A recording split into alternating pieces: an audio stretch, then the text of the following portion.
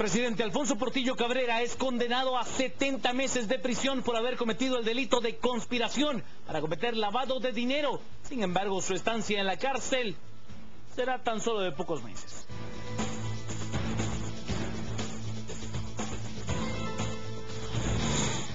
Diversas reacciones en la sociedad guatemalteca ante la condena del exmandatario Alfonso Portillo Cabrera.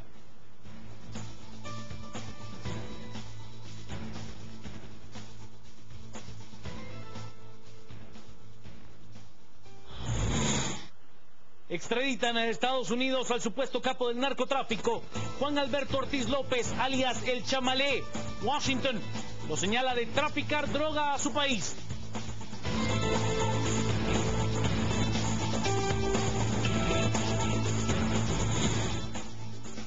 Trasciende que presunta narcotraficante guatemalteca Marjorie Diana Chacón Rosell habría sido capturado en las Bahamas. Chacón Rosell es señalada de haber colaborado con Joaquín El Chapo Guzmán Loera.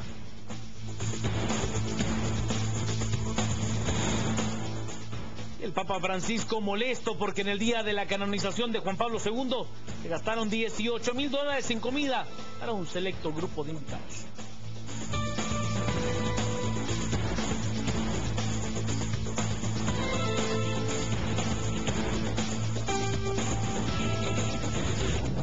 Azúcar de Guatemala presentó los titulares.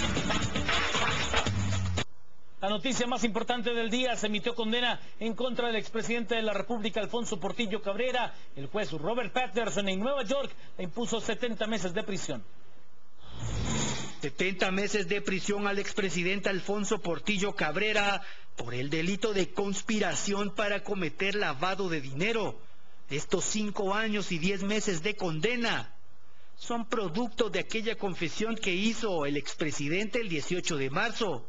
Soy culpable, su señoría, de recibir un soborno de $2.5 millones a cambio de reconocimiento diplomático a Taiwán. Más de 2 meses después, Alfonso Portillo se presentó ante el mismo juez Robert Patterson, esta vez para escuchar el castigo por su delito. El juzgado federal del Distrito Sur de Nueva York estaba en completo silencio. Inició la audiencia a eso de las 8 de la mañana, hora de nuestro país, y 5 horas después, el veredicto estaba listo y era justificado por el juzgador, aduciendo y diciéndole a Portillo: usted es el máximo responsable del Ejecutivo y el hecho que el delito lo cometió durante un largo periodo de tiempo. Usted no cometió un error, fueron 5. Esto en relación con los 5 cheques que recibió Portillo de Taiwán. De traje oscuro, camisa blanca y corbata, el exmandatario no se inmutó. Luego abrazó a su abogado.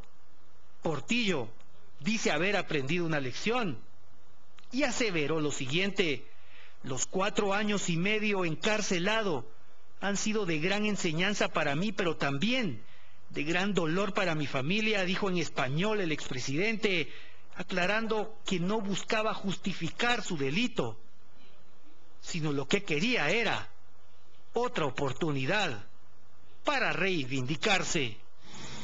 Y aunque la sentencia en contra de Alfonso Portillo es de 70 meses de prisión, pues una entidad gubernamental norteamericana determinará si le rebaja el tiempo que estuvo en prisión en Guatemala.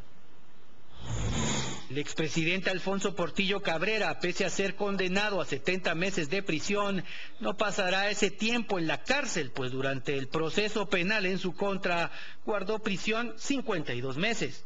A eso hay que sumarle que el juez Robert Patterson le brindó 220 días de redención por su buena conducta. El abogado defensor del exmandatario intentó que saliera libre este mismo jueves. David Rosenfield intentó convencer al juez de que su defendido había cometido un serio error, que había pagado de manera suficiente con 52 meses de cárcel. Merece su largamente esperada libertad ahora, dijo. La Fiscalía refutó el pedido afirmando que por tratarse de un expresidente corrupto, la sentencia máxima de 71 meses por conspiración para cometer lavado de dinero debe aplicarse. En suma, los 70 meses de condena menos los 52 meses y a estos sumados los 220 días de redención, Alfonso Portillo Cabrera estará en la cárcel entre 8 y 18 meses. A lo largo de la jornada de este jueves, decenas de seguidores del expresidente Alfonso Portillo, agrupados en el llamado Frente Portillista, permanecieron reunidos en una sede de la zona 1 de la ciudad capital para seguir de cerca la sentencia. Al conocer el fallo del juez Robert Patterson, los seguidores externaron su felicidad y aseguraron que esperarán al exmandatario con los brazos abiertos para seguirlo apoyando.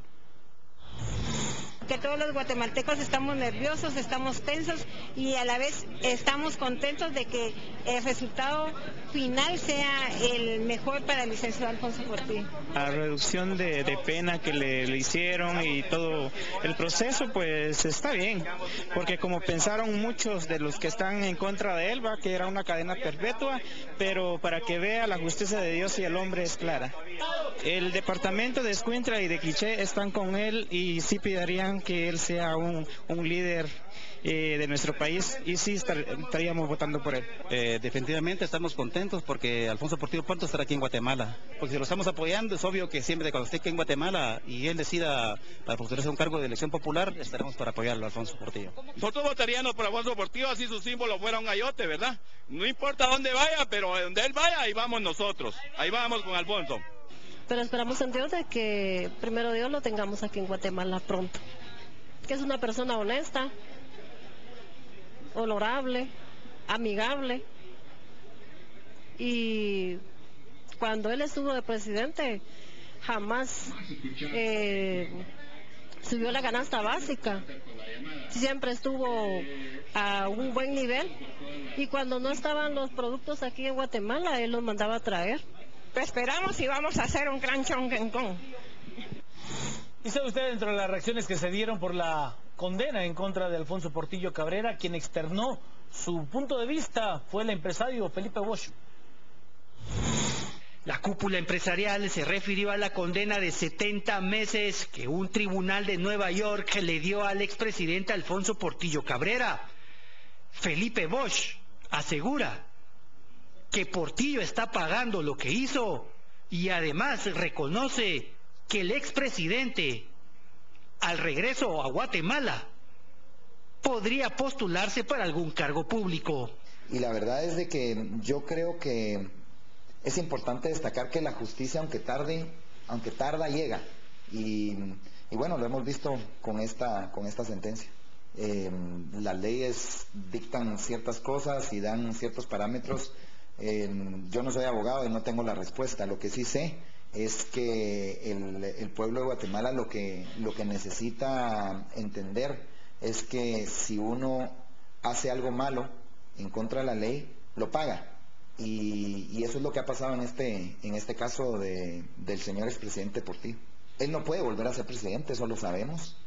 Por un lado, por el otro lado sabemos que Portillo pues tiene un caudal electoral muy importante, o tuvo, digámoslo así, muy importante en el país.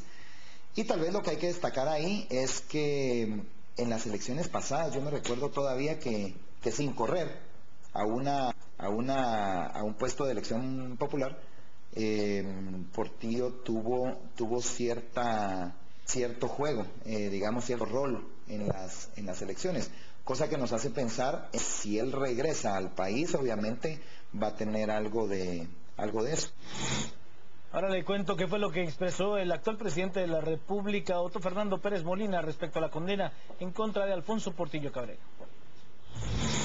El presidente de la República, Otto Pérez Molina, se refirió a la sentencia contra el expresidente Alfonso Portillo, indicando que es respetuoso de las decisiones de los juzgadores de Estados Unidos y que estarán pendientes de la decisión final. Nosotros, como lo decimos siempre, hemos sido respetuosos de la justicia. En este caso, respetamos la justicia guatemalteca, en donde prácticamente él salió absuelto, y después se respetó la solicitud de extradición, que como ustedes se recuerdan, desde el gobierno anterior fue firmada la extradición cuando era presidente Álvaro Colón.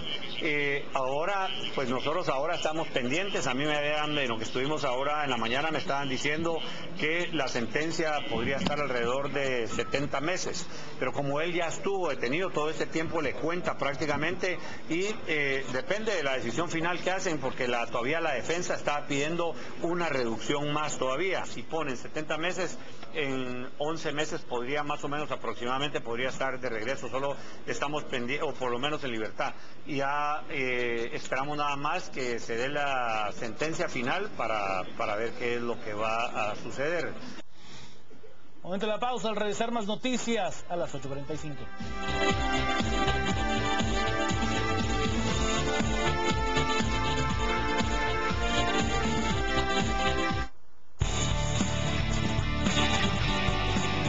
Estamos presentando a las 8:45.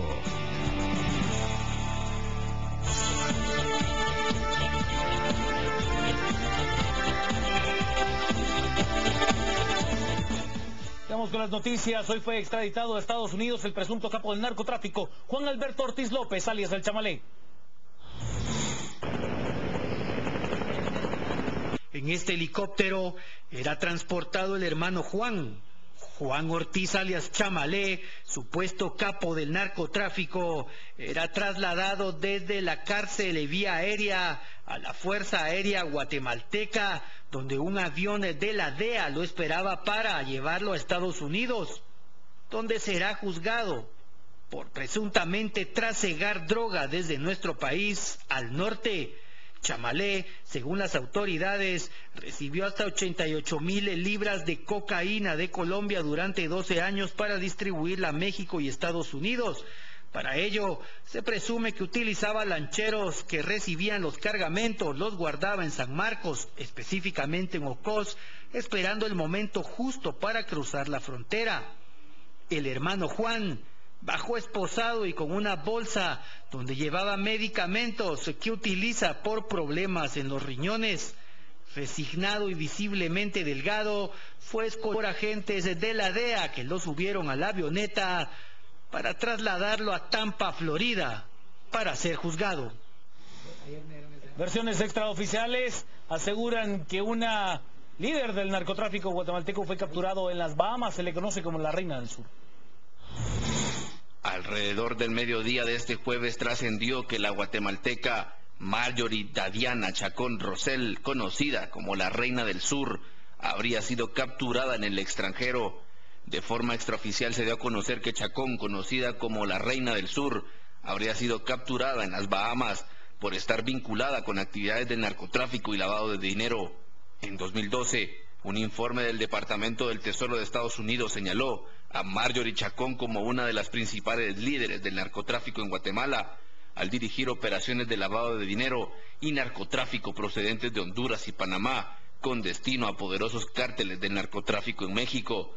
En Guatemala, Chacón tiene una lista de 24 empresas que servirían para el lavado de activos, entre ellas una tienda de ropa, boutique, Marjorie, Casa Bogué, importadora Borrayo, Las Mibat, entre otras. Las autoridades guatemaltecas no han emitido ningún pronunciamiento oficial sobre esta versión. He de contarle que el presidente de la República, Otto Fernando Pérez Molina, asegura que no se puede confirmar que la presunta narcotraficante Marjorie Chacón haya sido capturada. Según el mandatario, se presume que la mujer se entregó en las Bahamas, pero que no se sabe los términos. Nosotros no tenemos confirmado todavía eso. A mí lo que me trasladaron es que ella se había entregado en Miami voluntariamente. Es la información que yo tengo, pero aún no la tengo confirmada. Es decir, no fuente oficial que me haya confirmado eso, todavía no la tengo, pero sí la información extraoficial de que se entregó voluntariamente en Miami. Oficialmente les podría decir yo todos los oficios que se hubieran hecho si es que hubiéramos tenido un requerimiento, pero nunca tuvimos un requerimiento de parte de las autoridades de Estados Unidos, sino que esto, si hubo algún arreglo, no fue por parte del gobierno, sino que tuvo que haber sido digamos personalmente, que ella haya hecho algún arreglo con las autoridades de Estados Unidos. Oficialmente, entre las instituciones de Estados Unidos y las instituciones de Guatemala, nunca tuvimos nosotros ningún requerimiento y nunca tuvimos ninguna coordinación para eso. Este segmento es presentado por Jaguar Energy. Seguimos trabajando para encender Guatemala. Una cena a la que asistieron religiosos, empresarios y periodistas en la azotea del Ministerio de Asuntos Económicos del Vaticano, el mismo día de la canonización de Juan XXIII y Juan Pablo II, provocó el enojo del Papa Francisco. Así lo ha señalado el seminario italiano Le Expresso. La publicación mostró fotografías donde se puede ver a los casi 150 invitados en un banquete que habría tenido un costo para los patrocinadores del evento de unos 18.000 euros. Y un paro de autobuses urbanos genera caos en Sao Paulo, mientras policías de 11 estados mantienen el cese de actividades en el marco de los reclamos salariales en todo Brasil. Conductores y ayudantes de autobuses de Sao Paulo bloquearon la circulación de algunas de las unidades luego de 2 días de paro que afectó a 2.5 millones de pasajeros. Todo esto en protesta de las políticas sociales de Dilma Rousseff. Este segmento fue presentado por Jaguar Energy. Seguimos trabajando para encender.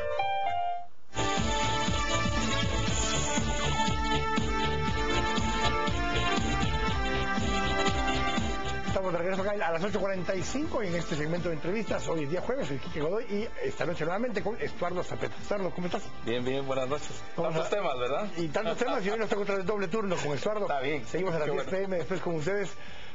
Vamos a comenzar hoy acerca del retorno de Alfonso Portillo. Mínimo, podrá ser dentro de un año más o menos, en mayo, dependiendo si la Junta de Prisión Federal acepta como válidos los 3 años 10 meses que ya estuvo aquí privado de libertad aquí en Guatemala. Esa parte todavía la tiene que determinar la Junta Federal de Prisiones, pero si ese fuera el caso, regresaría entonces hasta marzo del 2019, que todavía sería algún tiempo más. Pero para hablar del tema nos acompañan hoy Hugo Peña, que es estratega en campañas políticas, y Manuel Conde Orellana, analista político. Buenas noches, bienvenidos.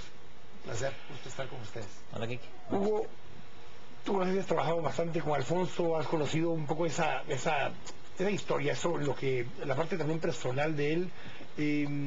¿Qué pasa por la mente con alguien como Alfonso, estando a las puertas de que sea un año o un poco más de eso, que pueda regresar a Guatemala? ¿Tendrá en su mente realmente el regresar a política? Buenas noches, Kike, buenas noches, Estuardo. Hola, Mitro. Buenas noches, un placer.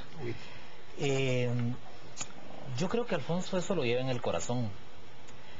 Si vemos la parte humana, que es la que más afectada está el día de hoy, yo creo que el arrepentimiento mostrado hoy ante el juez merece la compasión de los guatemaltecos en este caso, y creo que es un hecho auténtico a pesar de los errores.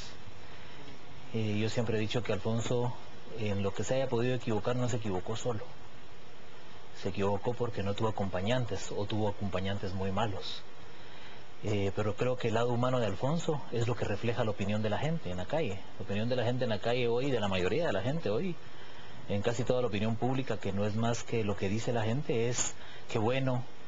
Y desde mi punto de vista, creo que Alfonso ya tiene la posibilidad de poder decir, en tanto tiempo estoy fuera, y no es un proceso en donde le ponen un recurso, le ponen otro recurso, dura 1000 años, no vas a ver. Él ya tiene la certeza de que 11 meses más los tendrá que pasar adentro. Estás diciendo, si entiendo bien, víctima le trajo en cierto momento también un beneficio a Alfonso Portillo.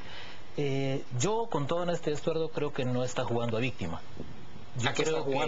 Yo creo que está jugando a ser humano, que fue juzgado, que fue vilipendiado y que fue victimizado no por él, sino por los mismos medios de comunicación que agrandaron su tema, que le dieron de más, que tuvieron una agenda pública, política y una agenda de grupos de poder. Entonces, yo no creo que él se victimice por sí mismo. Yo creo que los mismos medios se han encargado de hacer que la victimización se vea y se note mucho más. El 19 de marzo, él declaró culpable, aceptó haber lavado 2.5 millones de dólares y aceptó haberlo hecho usando las cuentas bancarias en Estados Unidos. Eso ya es una cosa legal, o sea, él reconoce la culpa de haber hecho algo. O sea, no es me inventaron un delito, no, aquí él reconoce haber cometido un delito y lo dice ante un juez en Estados Unidos. Mira, en Guatemala hoy hay un debate intenso entre los que lo ven como una víctima y entre los que lo ven como un villano. Pero la responsabilidad nuestra al hacer opinión es separarnos de esas posiciones, entre los que lo quieren ver como una víctima o como villano, sino ir a la objetividad. O sea, que un expresidente de Guatemala vaya y se declare confeso, vaya y diga, sí, cometí tales ilícitos. Claro está que su estrategia en la defensa es, el ser confeso me va a favorecer. Pero nosotros como país no podemos, la gran sociedad no puede estar conforme con un presidente que acepta haber cometido delitos. Todo el mundo dice, es que también otros, y que el otro, y que aquel otro se llevó más el otro, todos han cometido delitos, y todos deberían de estar sometidos a la justicia, si verdaderamente amamos y queremos un país en la vía correcta. Pero en este momento hay un debate profundo entre los que lo victimizan y entre los que lo quieren ser sus verdugos. Pero la verdad es que Alfonso Portillo se ha sometido a la justicia guatemalteca. Después vino una acción en la que se desistió de muchas cosas, se perdió el ímpetu para la condena para él en Guatemala, y él se fue a Estados Unidos en la forma que se fue, que fue una afrenta al país, que no debe haber sido de esa manera, que lo sacaron en condiciones inhumanas.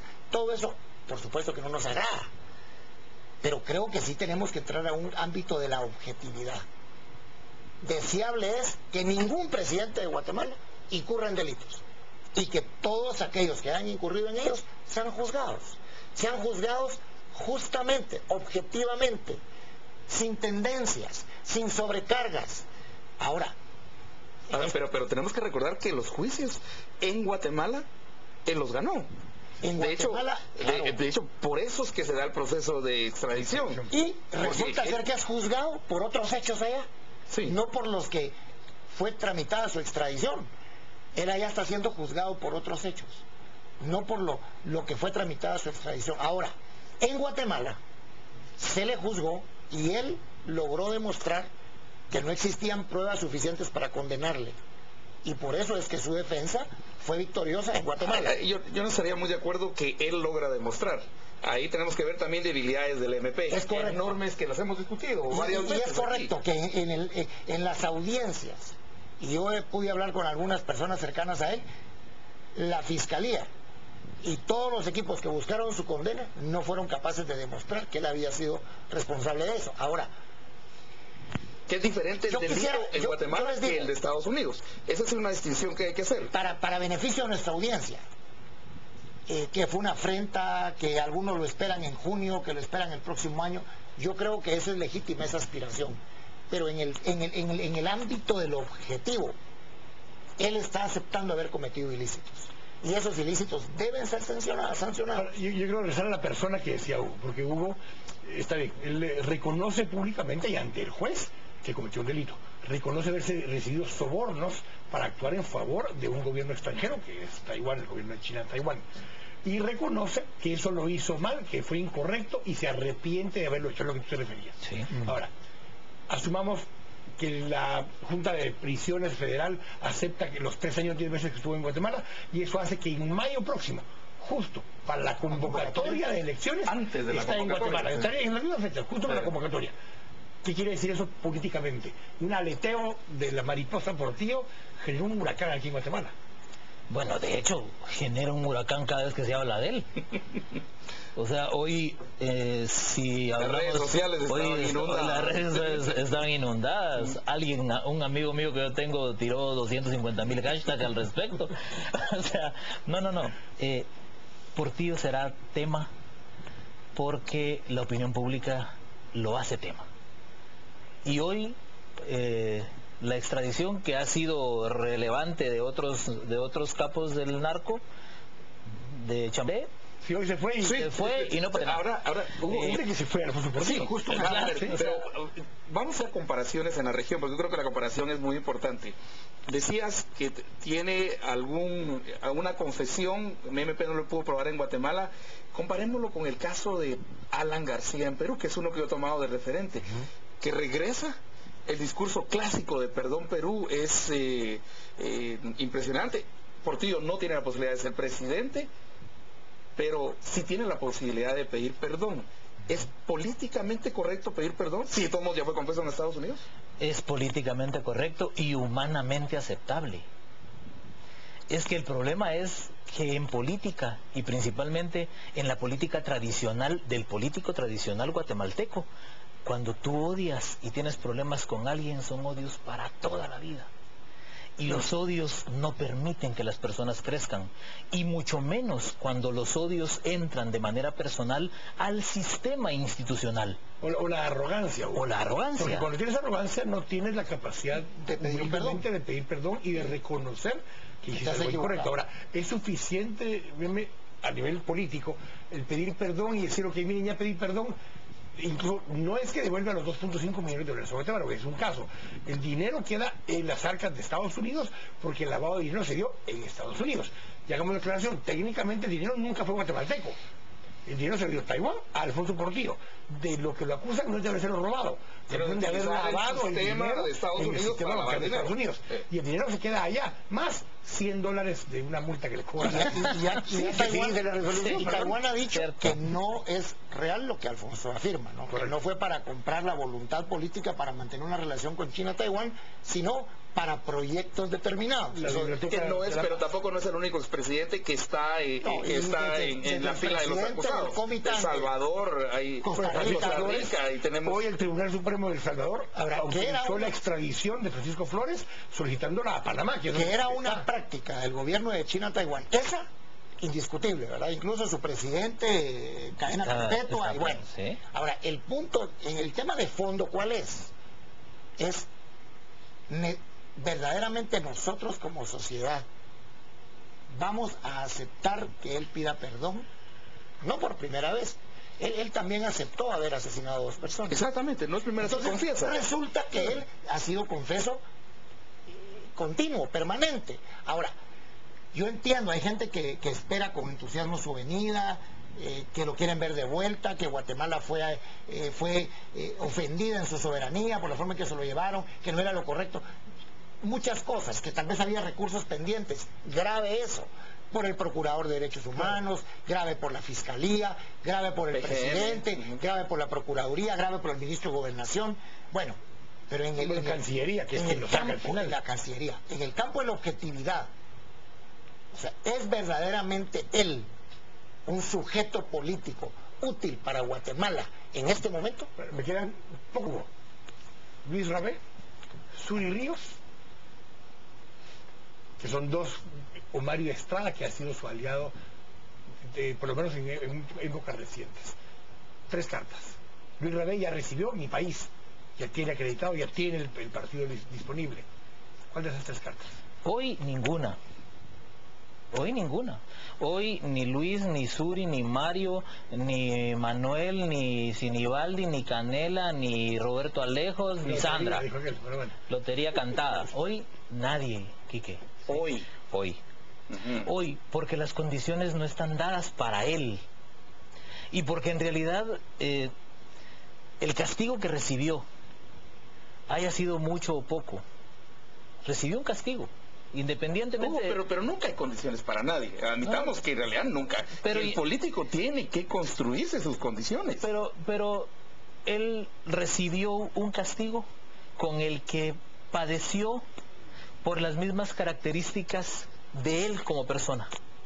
O sea, lo que él padeció encerrado con lo libre que humanamente él se considera, eso fue lo peor que le pudo haber pasado a él. O sea, de verdad, yo sí creo que el castigo para él es profundo. Es profundo. Creo que políticamente es viable 100% para cualquier opción. Hoy no. Incluso su familia dice no más, pero al final de cuentas el que toma la decisión será él. Y si viene en abril, juega. Y si viene en noviembre, se sube en marzo. O sea, él no puede estar fuera de un escenario en donde tenga la necesidad de tener contacto con la gente, porque la gente, de verdad, en su manera más profunda de ser, yo estuve caminando con él previo en la campaña del 99, 6 años, y su razón de ser es la gente, aunque se haya equivocado, siendo él persona. Manuel, hay el potencial aún con lo que él confesó, con lo que él declaró, que haya abierto las puertas para nuevos delitos en Guatemala, el delito de soborno, por ejemplo, de actuar en favor de un Estado extranjero en vez de actuar a favor del Estado guatemalteco. No es inventarlo, él lo reconoce en la declaración. ¿Es aplicable, ya como abogado te pregunto esto, el que pueda tener persecución penal por esos otros delitos? Seguramente el tema de Alfonso Portillo va a dar mucho que decir en términos jurídicos, políticos, sociales y de incidencia nacional e internacional. Alfonso Portillo es el primer político democráticamente electo que es extraditado. Noriega no era un gobernante legitimado democráticamente. Alfonso Portillo está allá. Yo creo algo. Yo creo que en el tema de Alfonso Portillo faltan muchos capítulos que ver, porque la justicia estadounidense es así. ¿El de Francia, por ejemplo? La justicia estadounidense tiene mucho que ver todavía en eso. Ahora, que los guatemaltecos quisiéramos verlos venir, que lo quisiéramos ver venir bien, que lo quisiéramos ver venir sereno, un poco renunciando a su propia naturaleza de venir a ver quién se las paga, que quisiéramos verlo venir sereno, maduro y ojalá... ¿Como estadista? Más que como estadista, como un ser humano que aprendió con lo que ha vivido. Ahora, creo que ese es el momento de darnos cuenta de algo. Ninguno de los que ha gobernado puede pensar que su futuro es de sueño placentero. En este momento la justicia internacional alcanzará a todo aquel gobernante que de alguna u otra forma se vio vinculado a hechos reñidos con la ley. Y eso es sano para la democracia en el mundo. Ahora, principalmente en Guatemala. En Guatemala lo quisiéramos ver, pero si hay algo real, y es que el que violó la ley de una u otra manera va a ser alcanzado, tarde o temprano. Que paguen los elotes que se comieron. Ahora, como sociedad, mi cuestionamiento, hoy estábamos en un centro de análisis que tenemos en el Kilo Cero, en el Campechano, en el centro histórico de la ciudad, analizando con amigos, viendo lo que estaba sucediendo, gente que simpatiza con él, gente que no simpatiza con él, pero todos buscando un justo equilibrio. Decíamos, realmente, ¿es él un personaje que al volver a Guatemala va a actuar políticamente de conformidad con lo que el país necesita en términos de conciliación, de construcción de sociedad, de construcción de salidas inteligentes, de propuestas? Tendríamos que verlo, y tendría él que ser un político diferente a como ha sido, porque él nació en la confrontación, gobernó en la confrontación, y creo, no quisiera pensar que vuelva en la confrontación. Sigue siendo el presidente más popular en las mediciones. Una encuesta de Contrapoder, 46%. Sí, es el presidente más popular que tiene Guatemala. Tiene esa otra naturaleza, Alfonso. Es polémico. O sea, de lo que has visto ahora, de lo que reconoció y pidió disculpas del error cometido. Yo creo que Alfonso tiene una característica especial. Él es pasión 100% corazón cuando está en la tarima. Pero él tuvo momentos durante su gobierno, y yo tuve información estando afuera, en donde tendría que haber juzgado como lo juzgaron a él y perdonó. En temas de evasión fiscal, en temas reales del poder económico, en donde él tendría que haber dicho, la posición era, te equivocaste, Manuel, y si te equivocaste, la ley, y lo perdonó. Y hoy tal vez lo juzgan a él. Y hoy lo juzgan a él. O sea, esa naturaleza de confrontación es un mecanismo que Alfonso de manera personal utiliza para poder salir adelante. Pero en realidad muy poca gente, y aquí sí tengo que decirlo con mucha certeza, muy poca gente conoce el corazón de Alfonso. Y lo que sí tiene es un corazón esquivo, que se autoprotege, porque es una persona que al ataque es muy débil. Se equivoca mucho cuando ataca. Y lo tenemos que dejar ahí, se nos acabó el tiempo, pero les agradezco tanto a Manuel como a Hugo que nos han acompañado. Estamos aquí a corte, estamos acá a las 8:45, volvemos en un momento.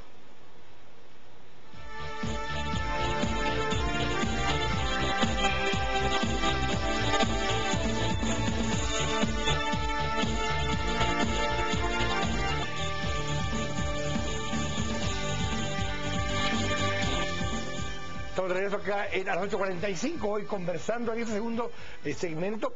Hemos estado conversando acerca de la conflictividad derivada de industria extractiva, de lo que es también las hidroeléctricas, y hoy nos acompañan acá en el estudio Rigoberto Juárez, quien representa al gobierno plurinacional de Huehuetenango, ya nos va a explicar Rigoberto de qué se trata esto, y Mario Itzep, que ya nos ha acompañado aquí antes del Observatorio de Poblaciones Indígenas. Buenas noches a ambos, bienvenidos.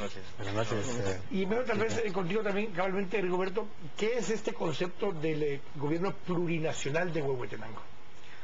Bueno, muy buenas noches a la audiencia, a Eduardo, también gusto en verte de nuevo, un par de años atrás. El gobierno plurinacional no es todo Huehuetenango, es en este momento, digamos, toda la parte del territorio Anjomalchu, Jacateco y Poptí, que digamos es en las naciones que hoy diríamos estamos, no solamente los que estamos siendo afectados, sino bien donde hay una fuerte presión en cuanto a la industria extractiva. Entonces estas naciones se juntan, se reúnen para hacer un cuerpo común en el sentido de ir buscando mejores condiciones de vida para toda la gente. Entonces se constituye el gobierno plurinacional de estas 4 naciones, incluido también la población no indígena que está presente en el territorio. Rigoberto, uno de los temas que siempre ha sido histórico en el movimiento indígena, no solo en Guatemala, sino en todos los movimientos indígenas en América Latina, ha sido el de la autonomía. Y parece que estoy escuchando que hay una unión de pueblos en busca de un autogobierno, o por lo menos de un gobierno que esté descentralizado, si puedo utilizar la palabra más suave. Pero ¿están buscando autonomía? ¿Es la autonomía un objetivo? Me refiero a una tesis, por ejemplo, de tener una nación ya diferenciada, por ejemplo, del Estado guatemalteco, ¿o qué es realmente lo que buscan? ¿Cuál es el objetivo central? Bueno, hay que tomar en cuenta, Estuardo, digamos que históricamente nuestros pueblos, ¿verdad?, han sido ajenos a este esquema de desarrollo.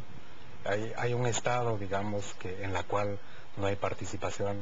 Hay un Estado que ha sido más bien el reflejo de cierto grupo del sector en Guatemala, y nuestros pueblos han sido, digamos, exigentes en el sentido, bueno, somos parte de Guatemala, pero no tenemos una participación directa en las tomas de decisiones. Entonces, en ese sentido, digamos, el planteamiento del gobierno plurinacional es que efectivamente nuestros pueblos han vivido aislados, sin embargo, con ellos mismos, en esos territorios, han propiciado su propio desarrollo en peores condiciones, por supuesto, pero han aportado al Estado de Guatemala, ¿verdad?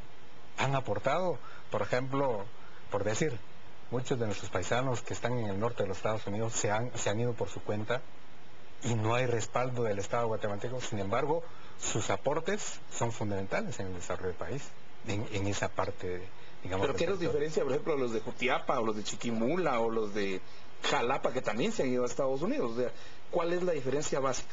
La diferencia básica en este país, digamos, es la exclusión, digamos, en el que, digamos, este país, este Estado ha hecho durante, por decir, 100 o 490 años.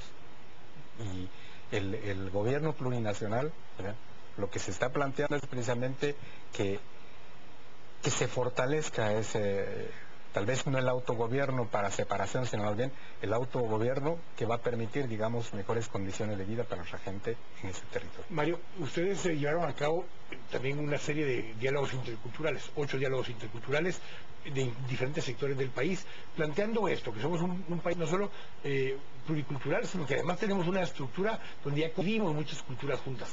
cómo se ha venido planteando una propuesta, no de los pueblos indígenas como ustedes lo plantean, sino que desde los pueblos indígenas. Bueno, en principio primero gracias por el espacio acá y compartir con ustedes. No hay una preocupación, creo yo, a nivel no solamente de los pueblos indígenas, sino toda la sociedad guatemalteca, en el sentido que creo que ha caducado ya un tema, y sobre todo el modelo de justicia y el modelo económico, y que es particularmente este esfuerzo de los diálogos interculturales de recoger insumo de la población y sobre todo, no solamente la población indígena, y lo planteamos que la reforma del Estado debe ser desde los pueblos y las comunidades, en el sentido de que tenemos que dialogar también con los sectores no indígenas que obviamente están, digamos, excluidos por este Estado.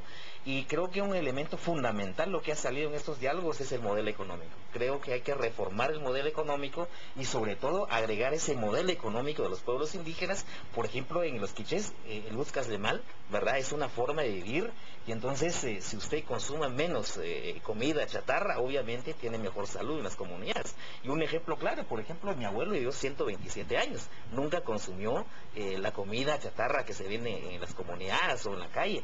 Y entonces yo creo que hay un elemento fundamental que tiene que ver con el tema de salud, que tiene que ver con el tema de educación, pero que tiene que ver también con el modelo de desarrollo económico. Entonces creo que hay que aclarar aquí que las comunidades y los pueblos indígenas no nos oponemos a las hidroeléctricas, sino más bien al modelo que se está desarrollando. Un ejemplo claro es que la explotación minera en las comunidades, el 1% queda al país, al Estado, y el 99% le estamos dando a las empresas, ni siquiera son guatemaltecos. Entonces creo que la discusión, creo yo, es que hay que discutir ese modelo económico. Mario, pero lo que acaba de decir no es correcto. Porque hay toda una serie de impuestos que hay que pagar. O sea, hay que descontar. El 1% es parte del 46% de impuestos que hay que pagar. O sea, eso es, y no solo para minería, eso es para en realidad todas las otras empresas, todos los que tenemos empresas en Guatemala. Pero regreso tanto a cuál sería la base de ese modelo económico. Y es factible ese modelo económico. Yo creo que es factible. Es decir, el modelo económico que hemos documentado es, por ejemplo, el modelo económico que tenemos en el país hoy es un modelo occidental, individualista, ¿verdad? Y centrista. El modelo de desarrollo económico de los pueblos indígenas es un modelo colectivo. Y sobre todo buscar ese equilibrio, ¿verdad? En las comunidades todavía se practica un concepto del cuchuj, ¿verdad? Es decir, la solidaridad, y eso está ahí. ¿Y ahora, no sería mejor, en todo caso, si eso se quiere llevar hacia adelante, ser autónomos? Bueno, discutir ser autónomo también hay un elemento fundamental. Yo creo que por ahí hay varios sectores que están planteando. Pero nosotros, en las 5 naciones que usted dijo, no incluye a todos los pueblos indígenas de Huehuetenango. No, por el momento no. Estamos hablando de la parte sur, norte. Bueno, norte, sí, porque mencionó Chuj, Cajobal, Acateco. ¿Y quiénes más entran ahí? Digamos, el Acateco, el Chuj, el Portilla, el Campobal y la población mestiza, que estamos ubicados en esa parte del territorio. Ok, faltan todavía otros. Digamos... ¿Es organización política? ¿Es un concepto? ¿Qué es eso de gobierno? Es vida política, buscando, digamos, mejores condiciones de vida para nuestra gente. Por ejemplo, ¿verdad? Cuando decimos ¿cuál ha sido el nivel de vida nuestro en estos años? Ha bajado. Antes, digamos, de 1524, hay datos que nos revelan, por ejemplo, que el nivel de vida de nuestros abuelos antes, de 1524, oscilaba entre 150 a 200 años. 490 años después, ese nivel de vida, ¿cómo está? Hoy dicen las estadísticas que en nuestros pueblos, principalmente el norte de Huehuetenango, el nivel de vida es de 45 años. Entonces, ¿qué ha pasado con esos años? ¿Dónde se han ido? ¿Qué ha sucedido? Roberto, una pregunta con el concepto porque también están los 48 cantones en el Alto de Lorigapán, está el Parlamento Xinca en el suroriente, lo habíamos hablado ya antes, el convenio 169 de la OIT. Una de las condiciones fundamentales para que se puedan llevar a cabo las consultas de buena fe implican que el pueblo tiene que ser reconocido por ciertas características que dice el convenio 169. En su artículo 1 establece que tienen que tener costumbres, organización política, idioma y ciertas características y condiciones de una nación, de un pueblo. Y por eso llama la atención que de pronto hay parlamento xinca, de pronto hay un gobierno plurinacional de Huehuetenango, como tratando de llegar a calificar como uno de esos pueblos reconocidos en el convenio 169 para que las consultas populares sí puedan aplicarse. No, yo creo que el convenio 169 se elabora precisamente tomando en cuenta que hay características propias de nuestros pueblos que no son reconocidos, ¿verdad? Sí. Solo por decir algunos datos históricos, bueno, los historiadores, digamos, de la colonia dicen, bueno, es que antes o en el momento en que llegamos en las Américas, las naciones indígenas ubicadas en estos territorios, es decir, ya desde ese tiempo se maneja el concepto de naciones. ¿Y por qué? Entonces, de la colonia y después de la independencia, ¿dónde desapareció el concepto de naciones? ¿Verdad? Ahora bien, no nos estamos inventando nada. El convenio 169 precisamente se articula, se hace en base a las propuestas de los pueblos, porque hay una necesidad de reconocimiento de los estados a la forma propia de organización, a la vida política, a la vida económica de nuestros pueblos, y el convenio 169 surge precisamente de esas propuestas. Ahora bien, hay todavía, digamos, vacíos en el convenio 169, hay que reconocer que hay. Bueno, no se ha reglamentado en Guatemala, pero por eso. Está el tema también de la reglamentación en Guatemala, para la aplicación. La Declaración, digamos, Universal de los Derechos de los Pueblos Indígenas va un poquito más allá. ¿Son más humanos los indígenas todos los humanos? Porque hay una declaración especial de Naciones Unidas aún sobre la Declaración Universal de Derechos Humanos. Ese ha sido un debate, no solo aquí, sino a nivel global. ¿Le da más humanidad una declaración de Naciones Unidas a la existencia de unas personas que a la existencia de otras? No, el problema es, digamos, Estuardo, tienes que tomar en cuenta que los pueblos indígenas, ¿verdad?, en el momento en que son invadidos por otro grupo de naciones, entonces quedan en condiciones de desigualdad, ¿verdad?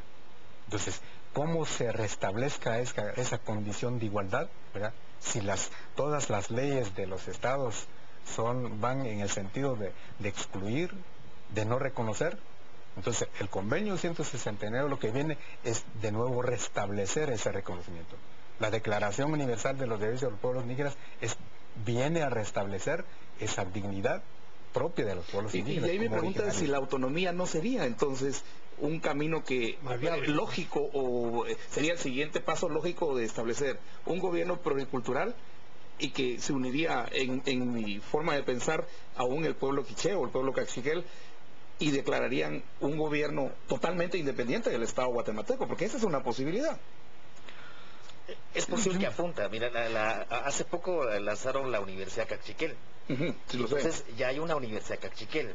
Pero así también una universidad católica, hay una universidad con varias características. Lo que yo veo es que primero hay una demanda fuerte, digamos, de la sociedad. Hay una ausencia del Estado, ¿verdad? Presencia, hay un Estado corrupto, ¿verdad? Hay un sistema político fracasado, los partidos políticos efectivamente, por lo que tenemos 27 partidos legalizados.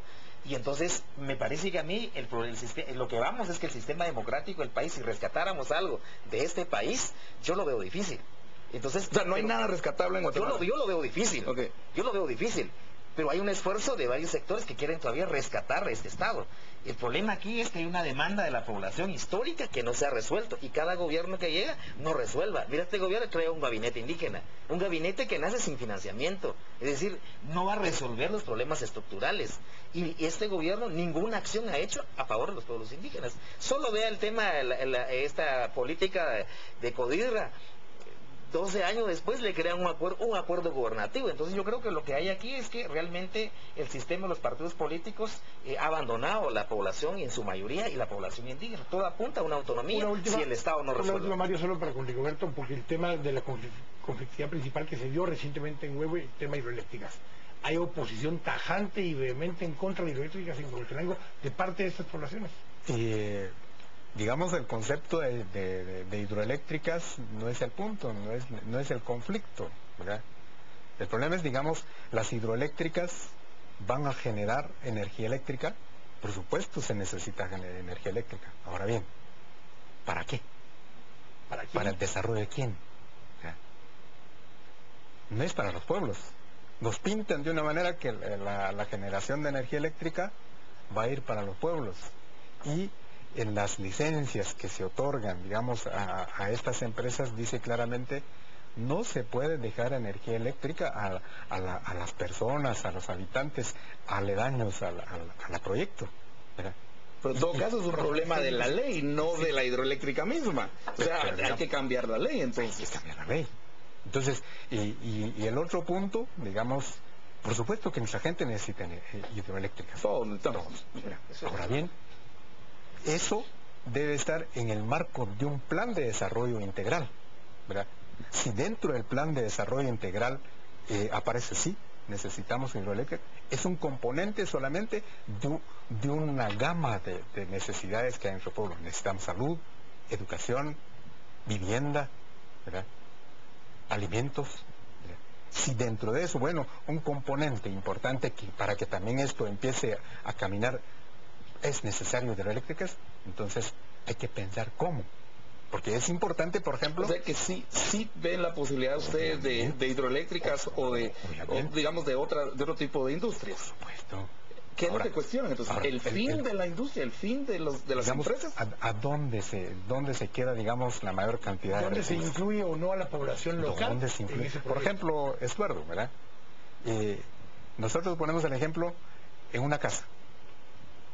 Estás en tu casa y de repente saliste a trabajar o no, pero ya cuando llegas en la casa ya hay una persona dentro de tu casa, sin el consentimiento tuyo, sin tu permiso, viste si hay una persona ahí, bueno, ¿y qué vienes a hacer aquí? No es que tengo permiso de estar en tu casa, pero al rato aparece otro en otra esquina. ¿Qué sucede? Hay una acción, hay un violentamiento de la armonía en la casa. Y cuando la gente dice, no es lo correcto. Yo sé que es un tema que nos llevaría un par de días más. Pero ha sido una charla muy interesante, un tema incluso mucho más importante, pues que hablamos en el segmento anterior, pero les agradecemos muchísimo que nos hayan acompañado. Puertas abiertas para seguir conversando y discutiendo esos temas, más con una posibilidad de poder dialogar de la forma que lo hicimos hoy. Así que gracias a Rigoberto y a Mario por habernos acompañado. Gracias a ustedes. Enrique, muchas gracias. Eduardo, gracias. Gracias a ustedes por habernos acompañado también en este segmento de entrevistas. Vamos a ir a los deportes y al volver después del corte vamos a regresar a las 10 p.m. Estuardo, Juan Carlos Sandoval y su servidor para seguir hablando acerca de la condena deportiva. Buenas noches, Dios los bendiga. Los deportes son presentados por Burger King. Pide tu Burger King a domicilio al 22000000.